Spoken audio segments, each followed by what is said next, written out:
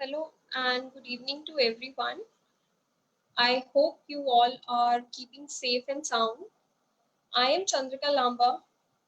Will be hosting this event webinar on how foreign investment have, has affected due to COVID-19 and its legal perspective. And with us today, we have a very special guest, Mr. Anupam Prasad, and Lloyd welcomes you in the another session of hashtag Mentor Hour. About Mr. Anupam sir.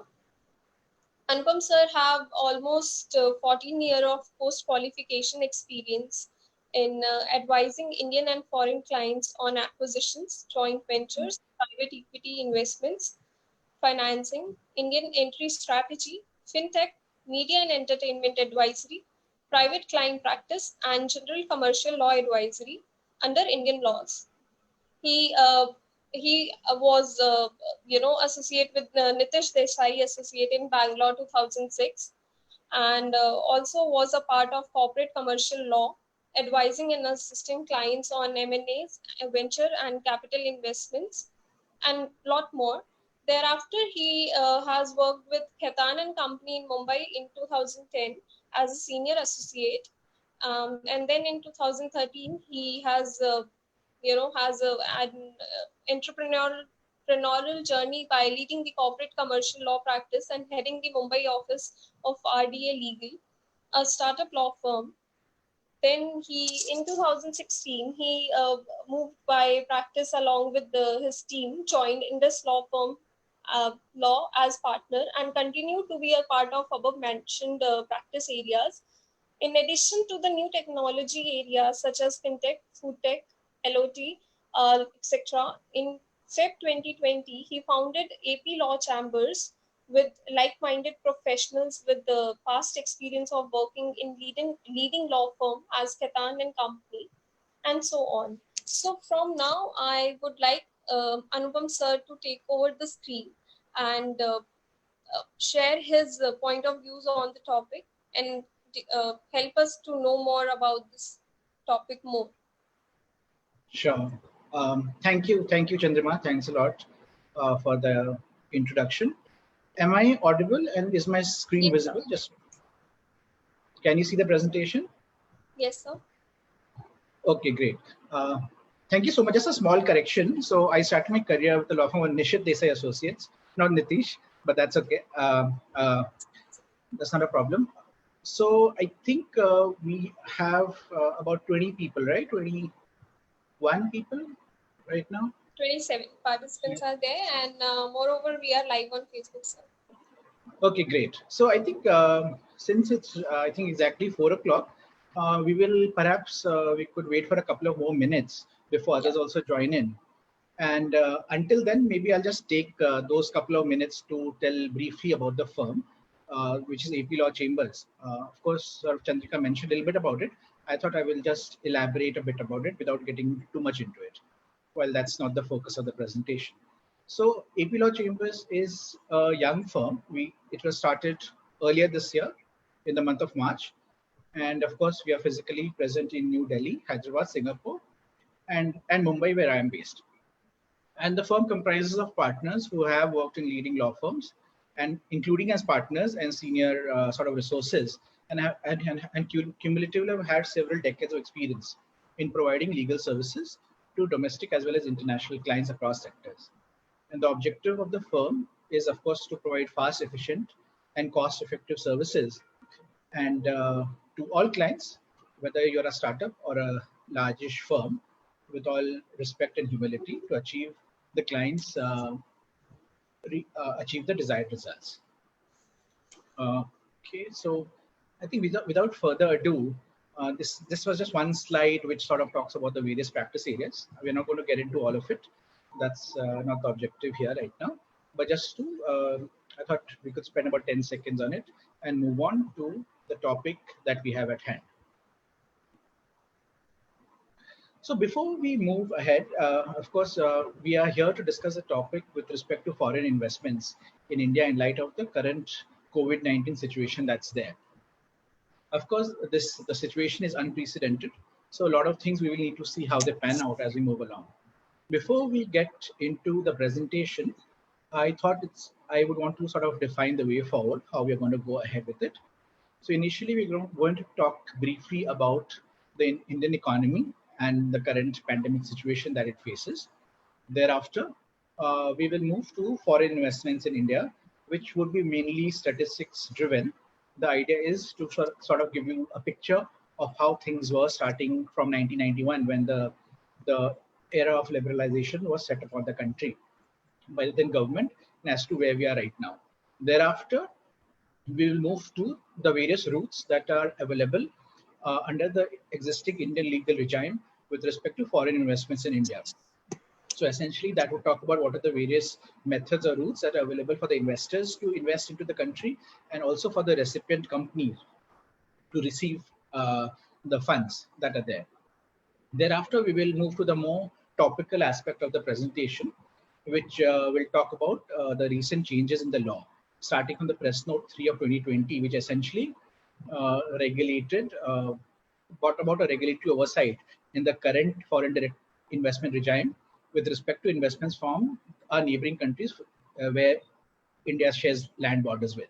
Thereafter, we will talk about the questions and the concerns involving the recent changes that have happened under the Press Note 3, and perhaps we will look into solutions that could be considered in light of the difficulties or the alleged difficulties that the investee companies may face in light of the current difficult situation. After which we'll have a Q&A session. I believe a lot of you would already put in the question on the chat box, but we can, of course, visit it in two ways. Either we take it up as and when we move along with the slides, or take it up at the end of the session. The session would typically last between 30 to 40 minutes, which will cover these topics that we have spoke about, and we could have thereafter followed by Q&A. So moving on, to give you a brief about the current situation of COVID-19 and its impact on the economy. We are all aware of it. It'll be really surprising if nobody is or has been affected by the current situation, which is global in nature. And this is, of course, different from the previous situation where we had the outbreak of SARS and MERS, which was sort of geographically limited to certain areas in the world only. And therefore, to that extent, we did not even know about it to a larger extent, or did not have any appreciable effect as far as our functioning in the economy is concerned. But this time, obviously, things are different. Our growth prospects have been forecasts have been slashed as the pandemic continues. In fact, a few weeks earlier, the United Nations Conference on Trade and Development had come up with a number which spoke about the impact of the Indian economy would have, the COVID-19 would have on the Indian economy, and they pegged the number to 348 million, and further subdivided sector-wise how the effect would pan out. But I'm not going to get into the numbers which is there on the slides for everyone to see. But the idea is, it is the effect that this pandemic has caused is across the sectors. And I don't think so anybody has been left untouched because of what is happening right now. Having said that, and of course, these have resulted in jobs, reduction in salaries, so on and so forth. The Indian rupee also has depreciated to an extent, which obviously has pressures on imports as well, because that makes it more expensive. But having said all of it, these numbers are perhaps very fluid in nature, as we'll all appreciate, because we are still amidst the pandemic, and we will need to see the effect that this finally has, which could last for a few weeks to few months to perhaps even a few years. I think it's too premature. We need to make the best under the current circumstances and see what we could do. Now moving into the next topic of foreign investments in India. Like I initially mentioned, it was in the year 1991 that the Indian economy was opened up to receive investments from the foreign shores.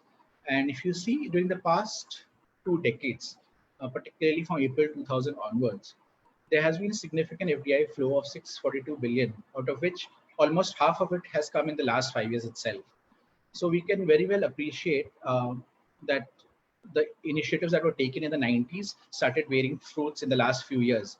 And my belief certainly is we are just getting started. Of course, there may be a minor blip with respect to the current pandemic, but I think we have a long way to go as far as receiving investments are concerned. Just to give you some statistics again, I have just laid down the top 5 investor countries where we have been receiving a lot of investments from, top 5 sectors and top 5 Indian states who have been recipient of FDI. Now, Mauritius, of course, has been either number 1 or number 2 in that list generally, but that's more because of a lot of transactions were routed through Mauritius because of the favorable double tax avoidance agreement that India had with Mauritius, which gave some capital gains benefit. Having said that, these benefits were sort of revisited, and these agreements were revised, I think, about a year or two back. Therefore, those benefits do not exist any longer as it was then. So the government's diktat is very clear. If you want to do business in India, you need to pay the taxes. Having said that, has that sort of mellowed the mood vis-a-vis investment into the country? Certainly not. I will, in the subsequent slides, you will see how FDI on year-on-year basis has only gone up. And even this year, which we'll talk about very briefly, is something we are seeing a lot of interest therein. Now, top 5 sectors is for you guys to see. It's services sector, which includes financial, banking, insurance, so on and so forth. Then computer, software and hardware, telecommunication, trading, construction, development, which has been generally the top 5 sectors. Similarly, the top 5 states also have been Maharashtra, Delhi, Karnataka, Tamil Nadu, and Gujarat. I mean, these have all been sourced from the RBI website. So these are all government records for all us to see. Now, this is the, I wanted to talk about, the developments that have taken place during the past few years, 5-6 years since 2014, where we have seen a gradual increase in the FDI investments that have come into the country. While from 2016 until 2019, things was kind of plateaued out, but thereafter, just these numbers are very recent with respect to the last financial year, where there has been a significant jump. I mean, $1 billion is not a small amount by any measure, that we have seen a significant jump. Even if you look at the current year, while we are in the first quarter itself, but we have received FDI, if I have got the number right, in the excess of $10 billion. We may be reading in the papers, Reliance Jio has been raising funds in the last few weeks, and that company alone has raised over $10 billion. So yes, I am pretty bullish about the FDI scenario as far as India is concerned. Of course, there are current challenges not only in the country but from the investor country itself, because nobody is sort of protected from the current issue that is happening. Now, I will sort of get into the various routes that are available with respect to FDI in India. When we talk about foreign direct investments, under the FDI regime, they are, which can be sort of bracketed into 4 subsectors or subsets in the manner in which investments can happen. The automatic route, approval route, a hybrid of both, automatic and approval, and the prohibited sector. So when you talk about automatic route, essentially it means that you don't need to take government approval, prior government approval for making investment in such sectors, which is, I have given some illustrations also for your information. For instance, the manufacturing sector, up to 100% of FDI is permissible without any prior government approval. Similarly, in broadcasting, construction, development, e-commerce, and so forth. Similarly, now when you come to approval, in print media, you could invest up to 26%. Even in private security agencies, up to 49%, but with the prior approval of the government. And beyond 26 in case of print media, 49 in case of private security agencies, foreign direct investments are not permitted. Now, coming to the third bracket, you have a mix of automatic as well as approval route. For example, in a brownfield pharmaceutical project, one could invest up to 74%, which is in the automatic route. Beyond that, you need to take government approval. Similarly, for private sector banking also, you have current FDI regulations provide for 49% automatic, and from 49 to 74% approval route. Beyond that, you cannot invest. And of course, there is a laundry list of prohibited items also, which includes lottery, gambling, chit funds, manufacturing of cigarettes and cigars. So this is more to do with the FDI route. Now we have something called the foreign venture capital investor also.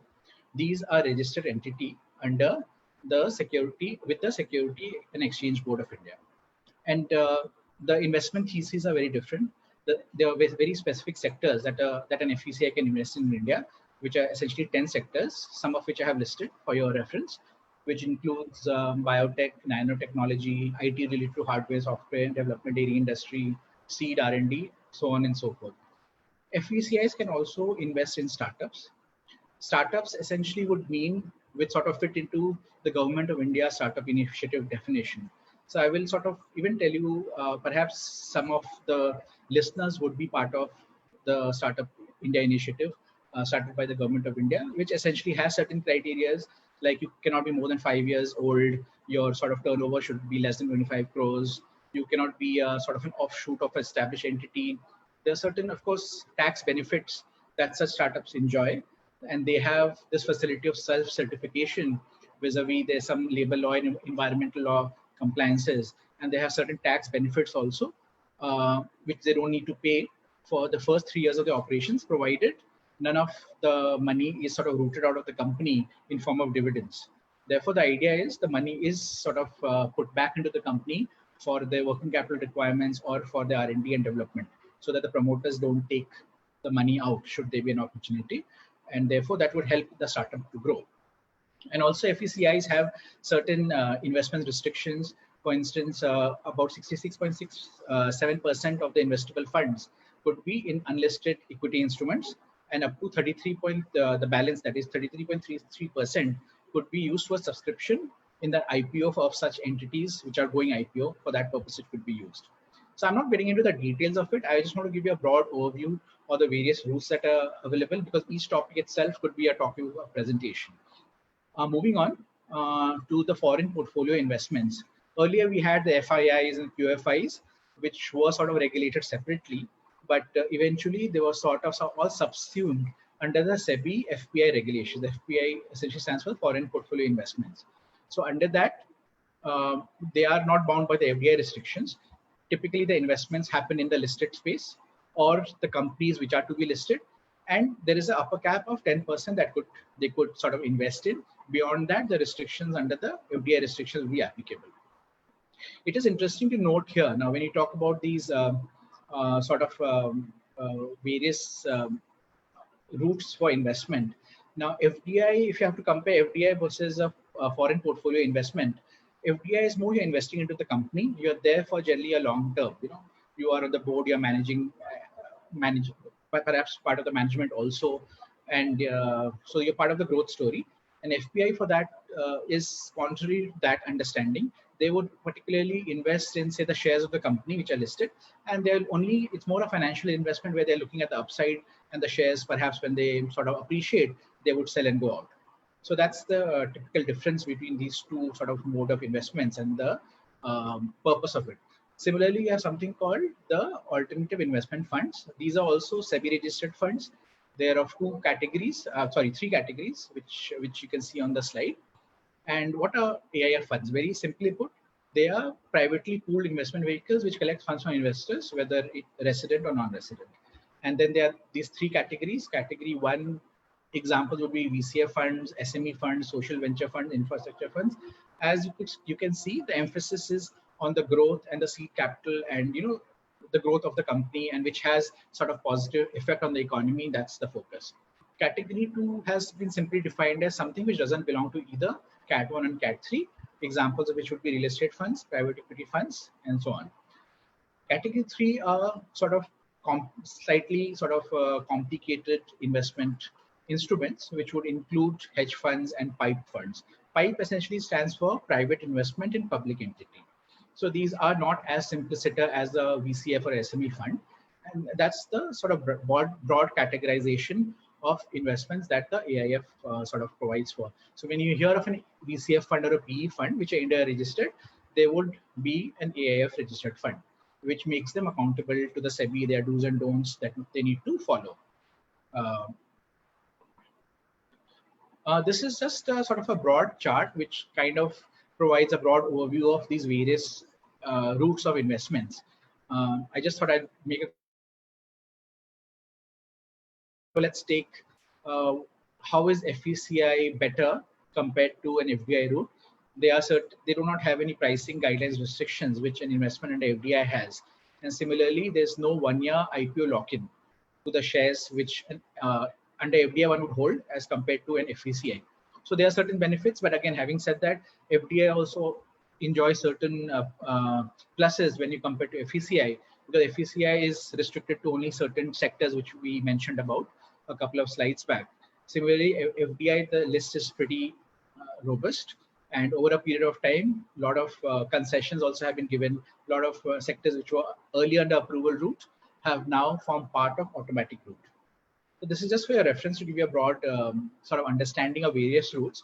There's one route which I have not mentioned about is something called the external commercial borrowing. So that is more in the realm of borrowing from abroad and more on the debt side, purely debt, so as to say. So I thought it may not be relevant for the purposes of our discussions and the topic right now. But having said that, it's good to know that's also an available sort of mode where you need to be an eligible sort of borrower under the regulations. And of course, it's cheaper to raise funds abroad than compared to India in terms of the rates and all of that. Now I will sort of come into the topical part of this presentation. The effect, one of the reactions vis-a-vis the current COVID-19 pandemic has been in the form of the issuance of Press Note 3 of 2020 by the Ministry of Commerce, which was titled for the purposes of curbing opportunist takeovers and acquisitions of Indian companies due to the current pandemic. This came out in April 17, 2020. It was not a law. Press notes are not laws until they are enacted, which happened on April 22nd under the Foreign Exchange Management Non-Debt Instruments rules. And that led to the Press Note 3 becoming a law. The current regulations that govern foreign direct investments, FDI and so many other things, are predominantly is under the Foreign Exchange Management Non-Debt Instrument rules. I have sort of culled out the relevant portion from the sorry, I just need to go. Yeah, the relevant portion which talks under this press note, which has a bearing from our discussion. So this governs, it says any entity of a country which shares land borders with India or has beneficial ownership shall invest only with government approval. So without me just verbatim reading it, I would request all the listeners to maybe spend 10-15 seconds going through what the law provides for. So it not only, it talks about the countries which we share land borders with, then even not only direct sort of investments, even if there's a beneficial ownership for which you need to take government approvals. Similarly, in the following paragraph, if there is any indirect or direct holding, depends on various levels of, say, ownership one may have in terms of the corporate structure that they may be there. But if it involves any of the countries, directly or indirectly, then one would have to take government approval. Can I ask you a question, Anupam sir? Yeah, please. Since you talk about the countries who we share boundaries with, there's a question that does India's restriction on Chinese FDI, like China, we share a boundary and you absolutely. In fact, my next slide essentially talks about the countries to which we share a border with. I've highlighted China. Obviously, that's more relevant compared to all the other jurisdiction. Yes. So I will just, I'll take a minute to answer that. Maybe that the answer would come in the subsequent slide. But before that, I just thought, let me outlay and also to set the facts right in terms of how much FDI India has received thus far, and what is the percentage in terms of the FDI pie that India has. So as you could see from the second bullet point on the slide, in the past 2 decades, China's share in FDI in India has been about 2.34 billion. I believe now it's about close to 3 billion. However, the majority of it has been in the past 5 years. So more than half of it has come in the past 5 years. Look at our phones that we have, a lot of cars that we see, services sector, they have invested money, a lot of the services sector, which we all partake in, whether in terms of food delivery or so many other sectors. So we have seen the presence. And also for the sake of academic discussion, I have also put in the numbers vis-a-vis the other countries which we share border with, such as Afghanistan, Bangladesh, Myanmar, so yes, you can see the numbers are very minuscule, but I thought let me just lay it down. And also, it's not that what India has done right now is something, an exception, we have seen it around the globe also. Japan, in fact, if you have read the papers and following the news, they have a huge amount of money they have sort of deployed to help the companies move out of China and set up shop back in Japan. Similarly, Canada has legislation in place, European Union, Australia, Germany, so on and so forth. So I think it is a reaction. Obviously, government also has sort of emphasized on being Atmanirbhar, as Prime Minister Modi had mentioned. So yes, I mean, we need to sort of grow intrinsically and internally. That becomes very relevant, and so that we reduce the dependencies to that extent. So yeah, I think to answer your question, Chandrika, yeah, I mean, this legislation is predominantly affects the investments that are coming from China, because that's as you see the numbers also, that's the biggest sort of pie here, that in terms of the investments from all these countries are there. Does that answer the question, or? So yeah, actually we have one more question Sure. regarding this topic, which is government might be wise to introduce short-term protection in terms of FDI, but they must not be over cautious. Is this agreeable or not? Sure. No, I think that's a very relevant question. Uh, if you hold on for a minute, we will address that in this subsequent slide after this one. So Okay. just before that, I thought let me highlight some of the issues that we see. Of course, there could be many more, but I Yeah. thought at least these are the few that we could address from a presentation standpoint. Now, one is first is objective or the title versus the regulation. If I go back a few slides, the objective was what? For curbing opportunist takeovers, acquisitions of the Indian companies due to the current COVID scenario. But when you look at the regulation tends to bring out a blanket approval. So whether that's, is there a disconnect between the title itself and what the contents of the regulation? So that's perceived to be, and that remains to be seen how it pans out. Second question, which we have typically received, especially when the regulations were out, is this time bound? So that's in fact a very difficult question to answer, because the pandemic, as we speak, is still continuing. And what are the effects that are going to be? We don't know. Of course, this is a protectionist mechanism of bringing the restriction, and I would certainly agree so, and rightly so, because we don't want to be, as the title of the press note also mentions, be a victim of the opportunist takeovers, which may not really augur well. You know, we have had issues Australia has been facing. If you've been following what's happening in Australia, even in similar other jurisdictions like say Sri Lanka and a lot of countries in Africa, where uh, China has, for instance, have created very strong footprints there. Again, again on the next topic is with respect to no clarity on wholly owned subsidiary or majority shares that a Chinese investor holds in an Indian company. So again, when we talk about the objective, it's for opportunist takeover.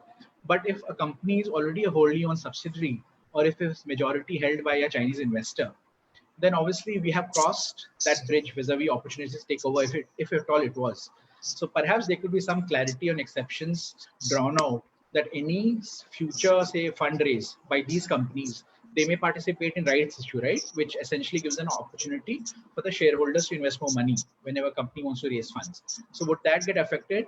Do we need approval under these regulations? Strict reading of it, in my opinion, of course, you need to reach out to the government for approval, because there's no sort of concessions provided therein. Uh, but similarly, that would happen with respect to other existing rights of a shareholder, particularly if there's a Chinese investor, with respect to subscription of warrants, partly paid up shares, put option, conversion of debt to equity. So the FDI regulations under automatic route allow you to sort of subscribe to warrants. So even they provide for a facility that you could subscribe to 25% upfront, and the balance can be subscribed to, say, within 18 months period. So under those circumstances, say there was share warrant subscribed to, and they had a time window of say 18 months to subscribe to the balance portion, what would happen? I mean, do we need to go back to the government for approval? So those are the questions that need to be answered. And perhaps we were hopeful between the press note and the amendment to the FEMA regulations that we would have got those answers, but that did not happen. But we'll need to see how these pan out. I'm not aware of, since April 22nd, Have there been any approval sought or any investments that may have come from any of our neighboring countries which have a bearing vis-a-vis these regulations? I'm not aware of that, but we'll have to see how these pan out. Similarly, when you talk about the global M&A scenario, where there's a worldwide acquisition which happens, and there is a small India leg to it, and if there's a Chinese investor sitting at maybe not at the acquiring entity stage, but at various levels above that, depending on the corporate structure. So under those circumstances, would uh, a permission be required? Because this would certainly not fit into the definition of opportunities takeover, in my opinion, at least. Similarly, now this is a little tricky or has political ramification with respect to investments from Hong Kong and Taiwan. So WTO recognizes Hong Kong from a trade and commerce perspective of a different unit, and these are sort of China administrative entities. Taiwan, of course, the government has clarified recently that it does not get affected by this regulation, although China claims that Taiwan is sort of trying to break away entity from China from a political standpoint. But from a business and commerce standpoint, I think recently it has clarified that investments from China would be treated differently and would not be affected by these regulation. Now, coming to sort of the last slide in terms of the next step, in which I will try to answer your question, Chandrima, which you just asked. What are the government considerations that they need to? I think first and foremost, when the regulations came in, there was a lot of noise about, okay, it doesn't augur well for companies in India which are sort of fund starved, and we need to reach out to outside jurisdiction for funds. That is certainly true, but in this case, the investments are not being prohibited. It's only put as an approval route. So it is more an additional regulatory oversight, which a government has done, and to my mind, rightly so. And I'm sure government will consider. In fact, there were reports on the press that government may fast track approvals. Of course, we need to see whether that happens or not. Similarly, if you from a regulation standpoint, this change is limited to Schedule 1 of the Foreign Exchange Management non-debt rules. So essentially, Schedule 1 talks about foreign direct investments.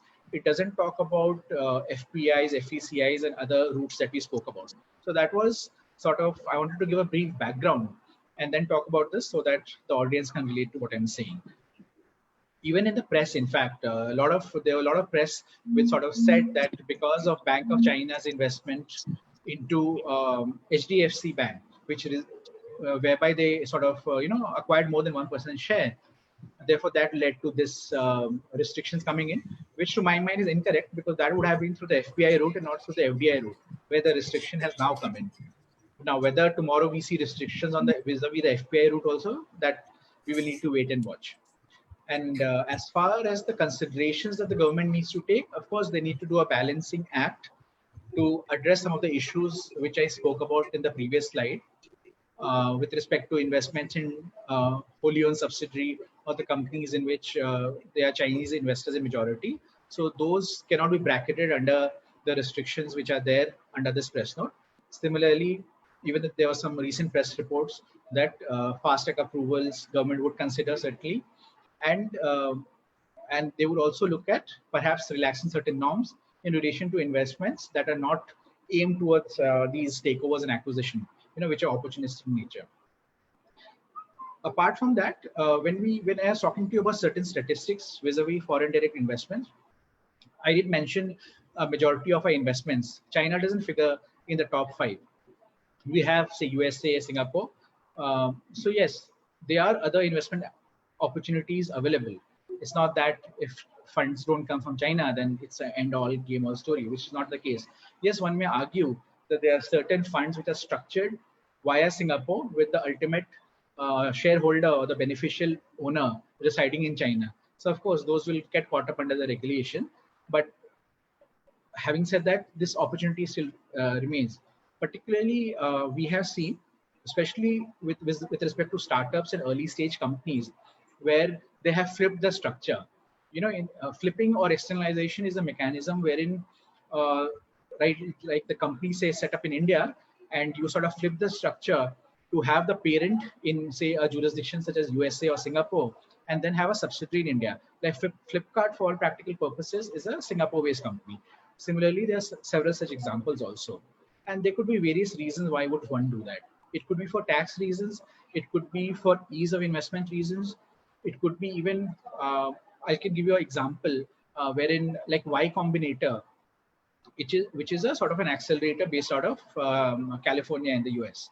So one of the regulations require that the company needs to be a US entity. So if I want to take benefit of the facility or the funding that they provide, I would want to set up an entity there, and therefore one may resort to a flip kind of a structure wherein you have your parent there and your subsidiary there, so that the money, obviously the regulations allow you to pump in money from your parent to a subsidiary for a list of purposes. Similarly, as you may have read in the papers also, I have not seen anything from a regulatory standpoint that has come out so far.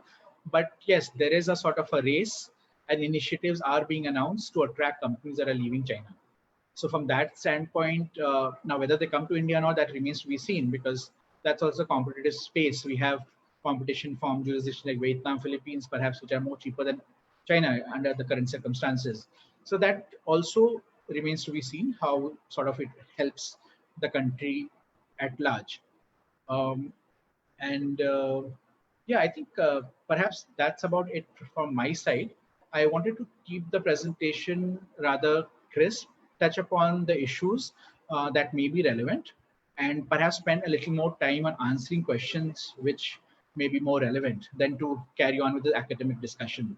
So over to you. Um, if you have any questions, please. I can't. You're on mute. You're on mute. Am I audible? Yeah, now you're audible. Yeah.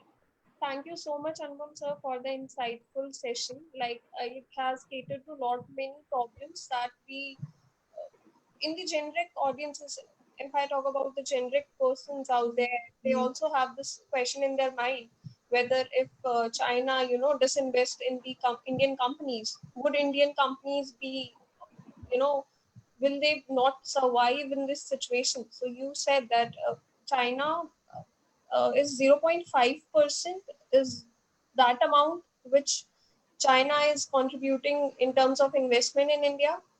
Yeah, I mean, so far that's based on the statistics that I shared.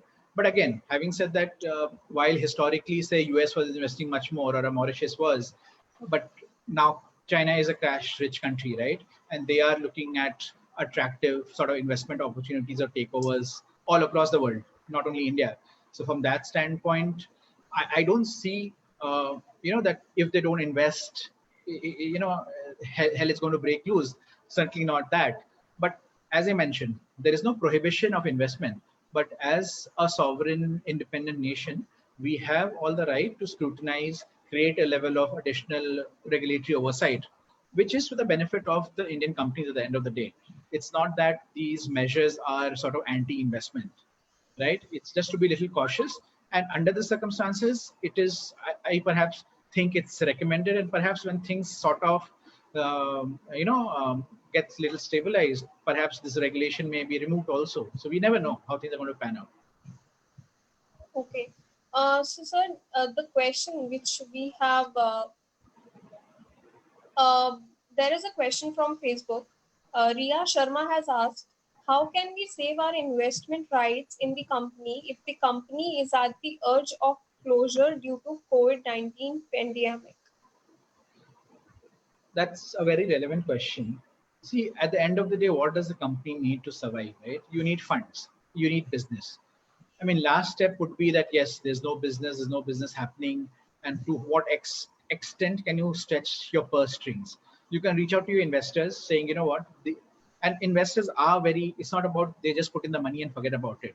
They're pretty much there. I talk to a lot of VC funds and PE funds, how they are hand holding the company. A lot of companies have pivoted. I mean, companies who were never into, say, the business of manufacturing masks and PPE materials, they have gone into it, and they've been doing reasonably okay, in terms of at least ensuring that the salaries are paid. Perhaps it may be a lesser amount, but yeah, so these are the checks and balances one need to see. And even any reasonable investor would also not would also look into the rights that the shareholders agreement may provide for. And if there's something onerous from a promoter or stand company perspective, they will certainly like to sort of give a waiver vis-a-vis those rights, so that they don't have any onerous implication on the company or the promoters. which we are seeing. In fact, we have been giving opinions or reviewing shareholders agreements from these angle, particularly what are the rights of the promoters, can the investor sort of acquire additional shares and things like that. So yeah, we get varied questions on those reasons, but I think any pragmatic investor will look at the larger interest of the company, because their investments are sort of aligned to how the company does. If tomorrow the company shuts shop, their investments go down the drain, literally, right? So that makes it relevant here. Okay, I think sir has answered your question, Ria. Sir, the Also, next Chandrika, question. can I stop sharing my screen? I just Yes, sir. You can okay, do that. okay, thanks. Yeah.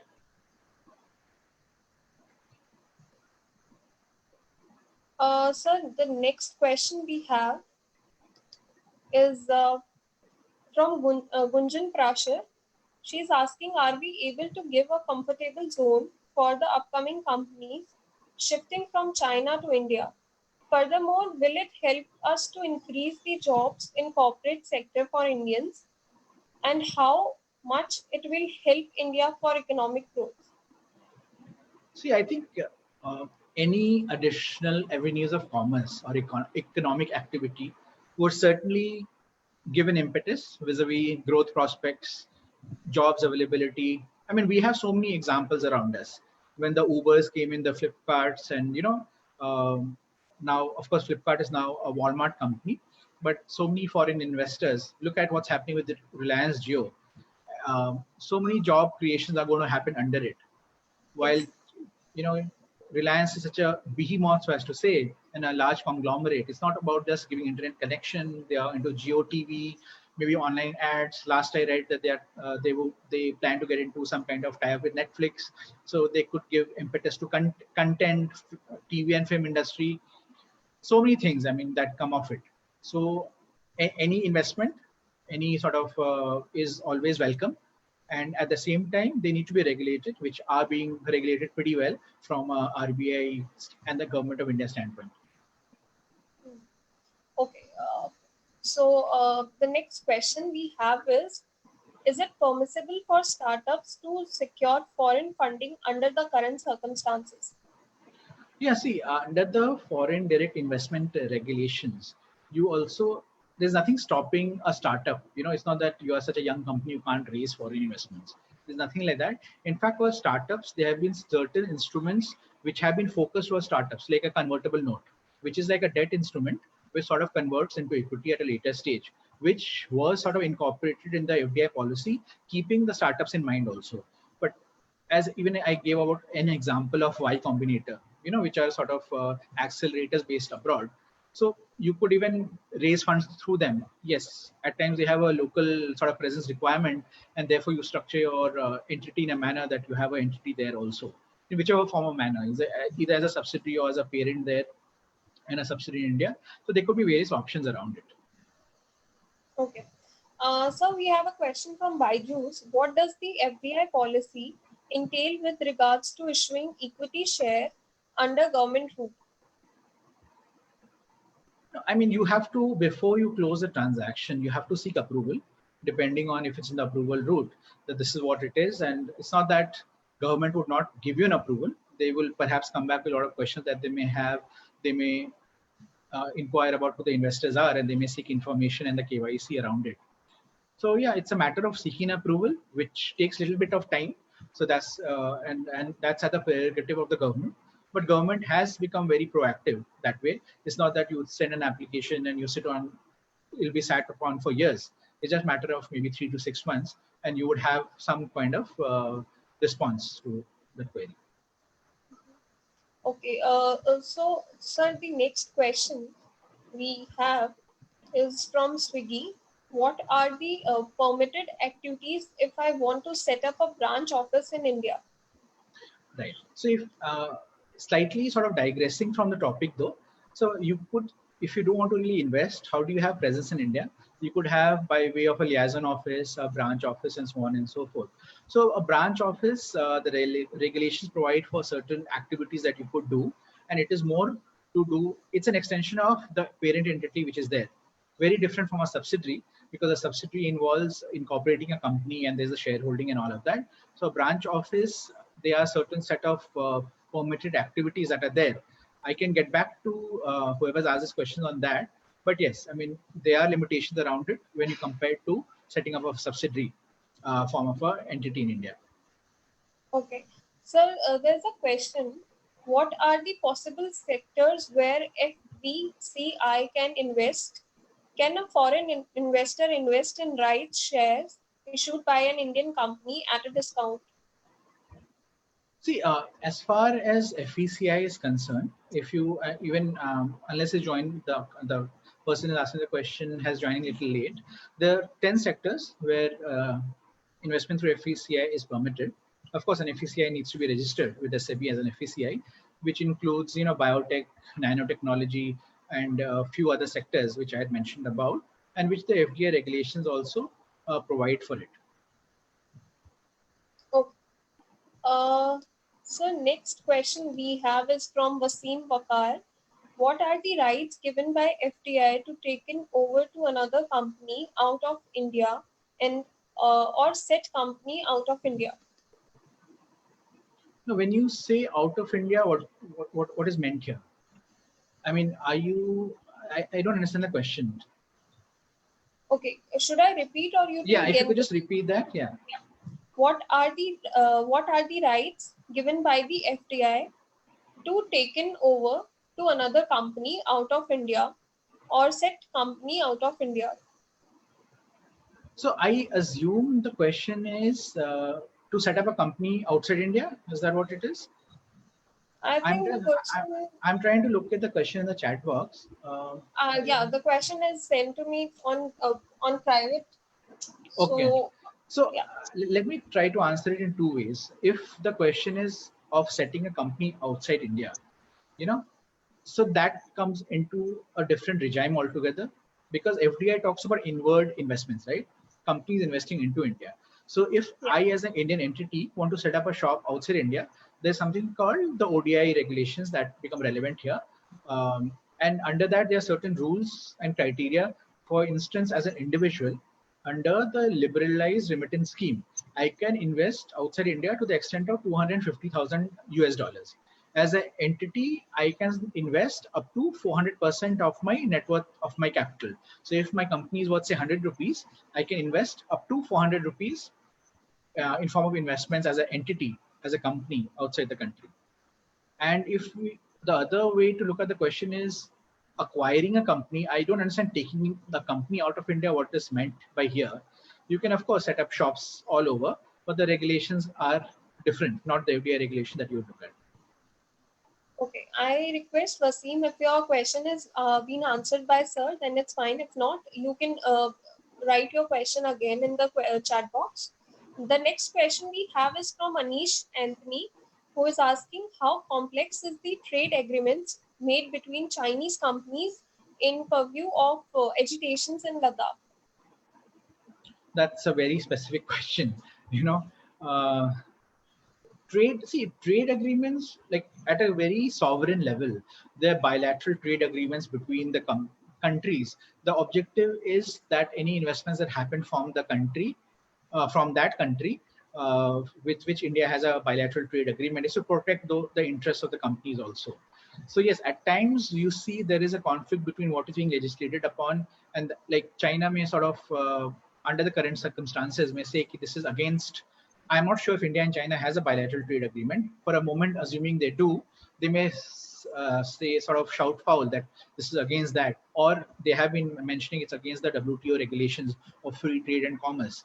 But that may not fly so much, because at the end of the day, we have the right to protect our sovereignty, and it's not that India is a country which is doing something which is unprecedented. It has happened in the past, and a lot of other countries also doing it. And I do not have any answer with respect to the specific question vis-a-vis Ladakh.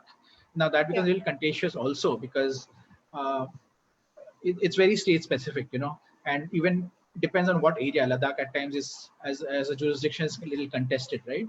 So that will need to be looked into, frankly. Okay. So the next question is, What is the procedure for making portfolio investments in India for a non-resident Indian NRI?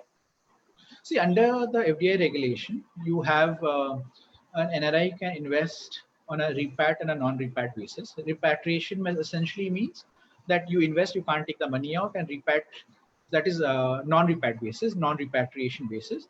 And repat means you can take the money out of the country also. So they are again governed by the sectoral caps that are there, which would be applicable to NRIs also, which the FDI regulations provide for. Okay, sir, Ashrima Sane has asked a question. What would be the status of the demat shares in case of foreign investments or by the NRIs? Uh, what do you mean by status? See, typically, of course, you'll have to look at the depositories which are involved with respect to the issuance of demat shares, which could be kept in form of a trusteeship or in a escrow arrangement. But that needs to be looked into more closely. Uh, I have generally not come across shares issued to the foreign investors in a demat form. Of course, you have that option there, but one would have to look into the depository regulations, how they treat issuance of shares in a demat form to foreign investors, particularly. Okay, sir, there is a question which asks more about your opinion. There might be a predatory behavior with companies losing so much value. Foreign acquisition bids may be possible at bargain basement prices in key industries that need to remain in domestic hands. Do you agree? See, again, it's a matter of survival, right? I mean, if I have let's cut down this question into very bare minimum. If I'm a company and I cannot survive, then somebody comes up to me, your company is worth 100 rupees, but I am willing to pay you 80 rupees. I have two choices. Either I continue functioning the way I do, hoping that I can sort of brave the current situation, or I think, okay, 80 is better than 100, so let me take this opportunity. Again, like if you look at it from the personal perspective that we spoke about, and if it's from one of the neighboring countries, then obviously there's an approval route required. But otherwise, yes, I mean, acquisitions happen. A lot of companies in normal circumstances also use it to, sort of, there's a easy picking, right? Like, I will digress for a moment. We have something called the Insolvency and Bankruptcy Code now. Of course, that's in suspension currently because of the current pandemic. But what is it providing to me? If I have to acquire certain steel assets, which had costed me about 100 rupees, but now it is available because of certain issues that they had faced. They filed for bankruptcy, and if I can sort of get about 40% of the value or 50% of the value because as a lender I have lent them money, right? I need to, even if I don't get 100 rupees of my lent amount, even if I get 50 rupees, maybe yes, I may want to sell it, as a lender. And for the company also, I mean, for the acquirer, that too, it's an attractive proposition, right? Like, I'm getting Yeah. a product which is worth 100 rupees to 50 rupees, and yes, yeah, then I will make the most of it thereon. I already have an expertise in that sector, so yeah. Okay. Great, sir. Then there is a question by Dinesh Yadav who is asking, will there be changes in the legal aspects of Indian foreign trade and trade policy in its ongoing pandemic? See, I think this is one example of change, right? When we have sort of a restriction imposed, correct? So I think these things are very sort of fluid, and government takes a pragmatic approach as things change and move around.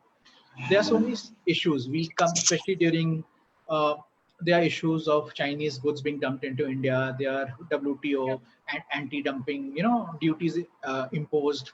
So that's a function of general trade and commerce. And yes, it is the duty of the government to protect the Indian interest, be it of the vendors, the traders, or whoever. So I think that's sort of an ongoing process. Sir, there's a question in my mind which is run right now that when we talked about the Chinese investment in India, Mhm. certainly if I talk about the Indian investment in China, So do you think there is a balance, or are we? No, no, of Yeah, course, there's a huge deficit in the trade balance because if you look at the numbers, the gap is huge in terms of how much India is investing into China vis-a-vis how much China is investing into India. You know, if I'm not mistaken, the number is almost 55 or 60 billion dollars of trade deficit. So essentially, what it means is if I am putting 100 rupees and whatever if my Indians are investing up to $3 billion, similarly Chinese are investing up to 60 billion, and so the deficit is yeah, 60 minus 3, that is 57. So it's a huge gap. The gap is increasing. Therefore there has been a lot of sort of impetus from the government that we need to manufacture local, make in India program. So these are all sort of related to situations such as that. While we talk to the local vendors also, that it's very difficult to get, for example, a yoga mat, a Chinese yoga mat, I could buy it for 300 rupees, but if it's Indian manufactured, it'll cost you at least 700. So yeah, obviously, as consumers also, we want to buy cheap. yeah. And so yeah, there, I mean, it can't be really answered in a one or two sentences. There are a lot of issues around it. Sir, there is a question that can FDI really boost an economy? I mean, if the owners live abroad, won't they just withdraw the profit out of the economy every while? So it makes the economy and foreign currency reserve worse over time. No, I don't agree with that, supposition for various reasons. One is typically when a foreign investor invests, uh, look at it from a FDI and FPI perspective. If I pick up these two routes, if you look at a typical investment document, an investor may say, you know what, I'm going to put in money, acquire X amount of shares, and then you need to give me exit after 5 years, 6 years, 7 years, or whatever. And exit, how is an investor given exit? By way of an IPO or a third party sale. And if the company cannot provide, then there is something called a drag along rights and so many things other the promoter may, the investor may want to exercise. Whether it happens or not, that remains to be seen. But yes, so when they sell it to somebody, perhaps like we have heard of so many rounds of investments that a Swiggy has had, and so many, like, even Byju's have had. So either somebody else is buying somebody else's stake and moving on. Therefore, that's giving sort of, increasing the valuation also on a round and round basis. Mhm. And so yeah, so essentially it's a form of trade and commerce, right? And also from, like, if you look at the FPI route, where their interest is on the financial sort of gaining the financial gains. I invest in shares, the shares do well, I sell and I go. Somebody else, so these are all part of trade and commerce. Like, just today's paper had that India has a foreign reserve of 500 billion, which is Yeah. unprecedented, and year on year that has been increasing. And it's a good number to have, and that sort of takes care of 18 months of imports, that kind of amount, and which is the third highest in the world now. So that's highly commendable, including in the current circumstances that we have. It's like, very simply put, right? If I see, under the current scenario, if I see 100, say 10,000 rupees in my account, or say 50 lakhs in my account, I'll feel more comfortable, right? Seeing 50 lakhs, because I can take care of so many expenses and all of that I may have, as opposed to the difficulties that certainly a current situation would have when the amount is depleting. So just a small example, a very rudimentary one, to put things into context. Okay. Sir, due to time constraint, I think I would like to take a last question, Sure. which is a more of a generic thing that there are certain sectors which every country reserve keep it more of a reserve type, where they don't include or they don't like foreign investments, Right. which majorly are the industries like defense sector, or the chemical sector, nuclear power we can talk Right. about. So talking about the India, I think, has majorly allowed a lot of FDIs in most of the industries and areas. So, True. which are the sectors which you, probably from your point of view, that India should not, allow FDIs, and there are certain sectors which India should give 100% FDI permission. Sure. See, I think it's not a straightforward answer, frankly, because over a period of time, a lot of new sectors have come in, like say 15, 20 years back, the concept of e-commerce was hardly there. But now Yeah, we have this 100% FDI permitted. Similarly, even when you specifically mentioned about defense sector, nuclear power, see, defense and nuclear power, of course, these are very sensitive sectors, but we don't have the kind of capital or the expertise that are required. We are still a developing nation, a young nation to say that. And so therefore, we need to involve external experts to be part of the growth story. Now, let's like defense sector. Recently, the cap was increased. Now, it's not as simple as now from 49% you could now invest up to 74%. If I've got my numbers right, it's not as simple as anyone can get into it. There are a lot of checks and balances that these restrictions, bring in, which any foreign investor in these sectors need to comply by. For example, there's a lot of impetus from the government on this Make in India program. So while yeah, they would allow people to say manufacture defense equipments, which obviously need to be modern, upgraded, state of the art to address some of the issues that we face, say across the borders and things like that. So having said that, but at the same time, there is a requirement to have them either by way of a technology transfer or some kind of a licensing agreement to have them set up their plants in India, so which in turn would help the local economy and the markets to grow, give job opportunities, so on and so forth. okay. I mean, great insight, sir. Sir, can I ask you one thing that since Modi sir has talked about Atmanirbhar, talking about lot of Indians to come up with this manufacturing thing, yeah, like we can make in India.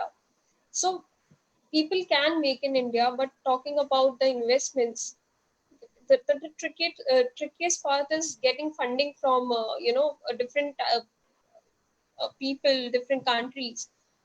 How would you like to suggest like the these companies who are coming up for this Make in India project? So about the funding and this foreign investment part. Just the last thing, sir. See, yeah, I think a lot of the sectors in which they are operating, there is already the facilities already there. They may perhaps fall into the automatic route, so on, and but when we talk about when you mention about Atmanirbharta, of course, we need to reduce dependency. I think that's what the message is. So that when something goes wrong, it shouldn't be a case of we don't have it because we are dependent on somebody else. I think that's the message, and that is required. Like India traditionally has been a service sector industry. We talk about IT, ITS, and so forth, but China has always been known for as a manufacturing hub. So that Yeah, really needs to change, and therefore we can bring the costs down and all of that also, because it's very easy for me to go outside and I just look at something costs say 100 rupees and something costs 300. I would obviously buy the 100 rupees worth of goods. But yes, there is an concerted effort which is required from all over. Like when we talk about, let's look at very other examples. How much of money is spent on R&D? How much of money is spent perhaps on issues of healthcare? Because to my mind, these become very relevant. If your population is not healthy or the healthcare is being taken care of, what business are you going to do and things like that? While we have, so it has to be a very broader sort of a vision that needs to be, at a very macro level, that needs to be sort of undertaken. And India, we are not a small country, and we have issues which are very regional in nature also. And but there's huge potential, and therefore the kind of investments that India has been getting, and look at it. I mean, the FDI doors have, the numbers that are there. It's a testament to the fact that yes, that India is a market which which anyone could leverage on, and therefore people are sort of moving towards India. And yes, we need to take care of. There are a lot of complaints of bureaucracy and corruption and so many other things, but yes, I always advise our clients also, in terms of things may be a little slow, but it works, So it's not that we're not in a, like, if I may use the term, like a banana republic, so as to say, things work their ways. Everything is different culturally also. Things the way they work in say Germany would not be similar to how it works in Italy, for example. Similarly, there are issues which are local in nature also. So yes, I mean, that's part and parcel of life. Things have changed and are changing, but it will take time, which is, Yeah. that's, yeah. Thank you so much, Anupam sir, on behalf of Lawyered and all the attendees. They are thanking you in Pleasure. the chat box for the insightful session, and they actually liked your presentation. That was very informative, and Thank you. thank you. I want to thank Lawyered for organizing this webinar on this topic, which was an the important topic right now, because many startups have been formed, but they are clueless about the investment part. Uh, so I would like to thank Anupam sir again on behalf of all the attendees and Lawyered. Thank you Thank you so so much. much. And if anybody has any specific questions, I think I shared my coordinates on the last slide. Please feel free to get in touch, or Chandrikan could help you also with the contacts should that be Sure. required. And yeah, thank you so much. Thank you for your time, especially on a working day. I'm sure most of us are indoors at home, but it's time sort of that you have devoted. So thank you for that. And please take care and follow all the protocols that the government is prescribing in terms of safe distancing and all of that. Yes. And let's not get carried away that, okay, mujhe kuch nahi ho sakta. So that's, let's be at the side of caution. Thank you so much. Thank you, Chandrika, Thank you. for organizing Thank you. this. Yeah. Yeah. Bye-bye. Have a good day. Bye.